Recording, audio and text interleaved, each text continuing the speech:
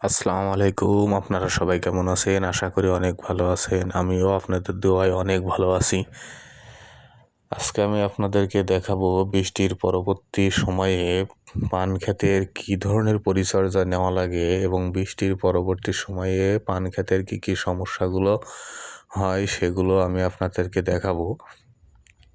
আসলে বৃষ্টির পরে দীর্ঘদিন বৃষ্টি হওয়ার পরে বা একটানা 2 থেকে 3 দিন বৃষ্টি হওয়ার পরে পান ক্ষেতের যে রোগটা হয় সেটা হলো পান ক্ষেতের ফাপ পচা বা গিরা পচা যে রোগটা হয়, এই রোগটাই বরজের সবথেকে বড় সমস্যা।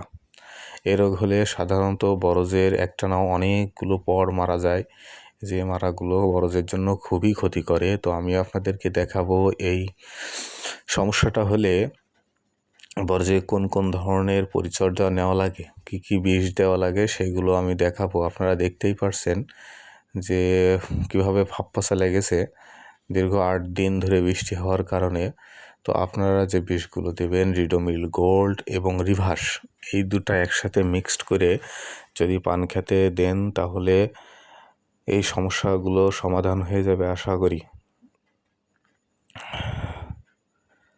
তো আজকে একটু সমস্যা হচ্ছে, আমি নিজেই ক্যামেরা করছি, মাটিতে ফোনটা রেখে দিয়ে তারপরে আমরা ক্যামেরা করছি, যে কারণে একটু সমস্যা, আমি আপনাদেরকে ক্লিয়ারলি দেখাতে পারবো না। তো আপনারা সকলেই আমার জন্য দোয়া করবেন।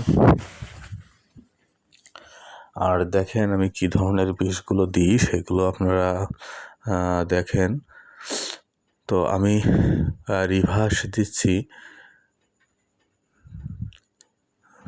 1 লিটার পানিতে 2 মিলি হারে এবং রিডোমিল গোল্ড দিচ্ছি 3 গ্রাম হারে লিটারে। দিলে সাধারণত এই সমস্যাটা অনেকটাই দূর হয়ে যায়। আর যদি আপনাদের পান খেতে দেখেন যে খুবই প্রচণ্ডই মরছে বা ভাপ্পসা লেগেছে, তাহলে রিভাসের পরিমাণ একটু বাড়িয়ে দেবেন এবং রিডোমিল গোল্ডের পরিমাণও বাড়িয়ে দেবেন। শুধু রিভাস দিয়ে সাধারণত বরজের পান খেতের মরা রোগটা সমাধান করা যায় না। তো আপনারা অবশ্যই রিভাস এবং রিডোমিল গোল্ড এই দুটাই একসাথে দেবেন।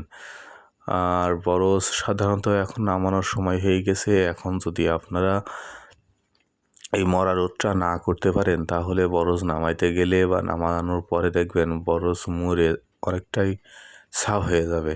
তো আপনারা সবসময় চাবেন যে ভালো ধরনের ওষুধ দিয়ে স্প্রে করে দেওয়ার।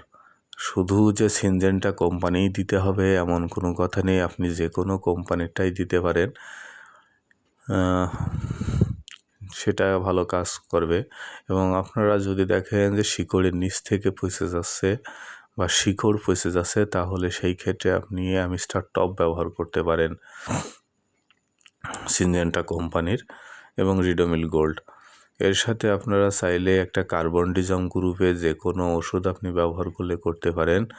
আসলে আমি একা ক্যামেরা করছি, যে কারণে ভিডিওগুলো এমন হচ্ছে। তো আমার পান ক্ষেত ইনশাল্লাহ অনেক ভালো আছে। পান ক্ষেতের নিচে সব পরিষ্কার করা হয়েছে। আসলে ভিডিওগুলো আমি দিতে পারিনি, কারণ আমি যেদিন পরিষ্কার হয় সেদিন আমি পান খেতে ছিলাম না।